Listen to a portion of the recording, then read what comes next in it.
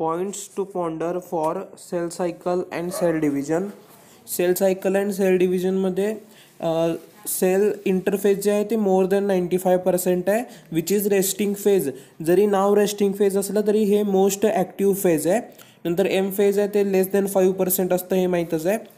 पुढं sale सायकलचं duration आहे ते with organism to organism change होतं आणि टाईप ऑफ सेलने पण चेंज होतं.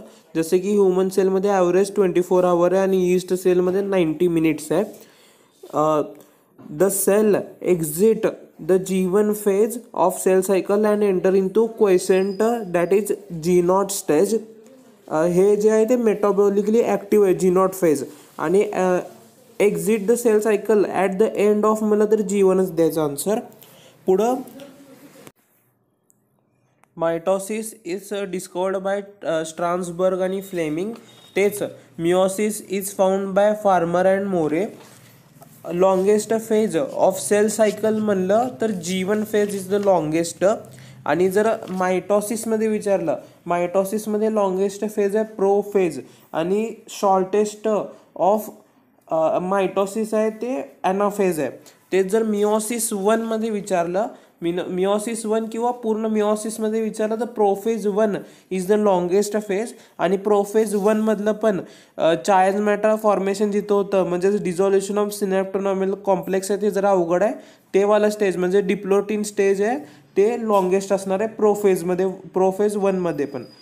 मिओसिस 1मध्ये शॉर्टेस्ट किंवा पूर्ण मिओसिसमध्ये शॉर्टेस्ट फेज आहे ॲनाफेज 1 आणि मिओसिस 2मध्ये लॉंगेस्ट आहे प्रोफेज 2. मिओसिस 2मध्ये लॉंगेस्ट आहे प्रोफेज 2 आणि शॉर्टेस्ट आहे ते ॲनाफेज 2. परत पुढं बघायला गेलं, एस फेजमध्ये DNA रेप्लिकेशन होतं. परत DNA फॉर्म झाल्यानंतर हिस्टोन प्रोटीन्सची गरज असते, हिस्टोन प्रोटीन सिंथेसिस पण एस फेजमध्येच होतं. DNA पॉलिमरेज जे आहे ते ॲक्टिवेट एस फेजमध्येच होतं आणि सेंट्रिओल डुप्लिकेशन आहे ते पण एस फेजमध्येच होतं. मग आता हे एस फेजमध्ये एवढं होतं तर G1 फेजमध्ये आता DNA रेप्लिकेट करायचं तर nucleosides and nucleotide synthesis occur in G1 phase. नंतर हिस्टोन प्रोटीन्स एसमध्ये तयार करायचे तर amino acid synthesis for histone proteins हे G1मध्ये होणार आहे. परत maximum proteins and RNA synthesis पण G1मध्येच होणार आहे. पुढं सेंट्रिओल डुप्लिकेशन सायटोप्लाझममध्ये होतं ते एस फेजमध्ये आणि बाकी सगळे म्हणजे मोस्ट ऑफ ऑर्गॅनल्स आहेत ते G1 फेजमध्ये डुप्लिकेट होतात. तेच मायटोकॉन्ड्रिया, क्लोरोप्लास्ट आणि गॉल्गी बॉडी हे तिन्ही G2 फेजमध्ये रेप्लिकेट करतात आणि G2 फेजमध्ये ट्युब्युलिन प्रोटीन्स तयार होतात which are used for spindle formation.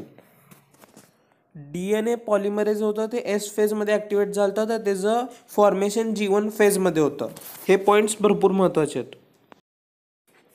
अजून एक प्रश्न येतो, best phase two study morphology of chromosomes म्हणलं किंवा काउंटिंग ऑफ क्रोमोझोम्स म्हणलं तर मेटाफेज बेस्ट आहे. आणि तेच जर best phase two study the shape of chromosomes म्हणलं तर ते ॲनाफेज येतं आहे. सायटोकायनेसिसमध्ये बघितलं तर ॲनिमल सेल्समध्ये फ्युरो किंवा ग्रूव मेथड असते. त्याच्यामध्ये कॉन्ट्रॅक्टाईल रिंग ऑफ मायक्रोफिलामेंट्स, मायक्रोफिलामेंट कोणतं ॲक्टिन प्रोटीन मायक्रोफिलामेंट्सचं तयार होतं. आणि तेच प्लांट सेलमध्ये सेल प्लेट मेथड आहे त्याच्यामध्ये microtubules of tubulin protein तयार होतात. Phragmoplasts are formed by Golgi body which get converted into cell plate आणि which later act as middle lamella. हे पण पॉईंट महत्त्वाचं आहे.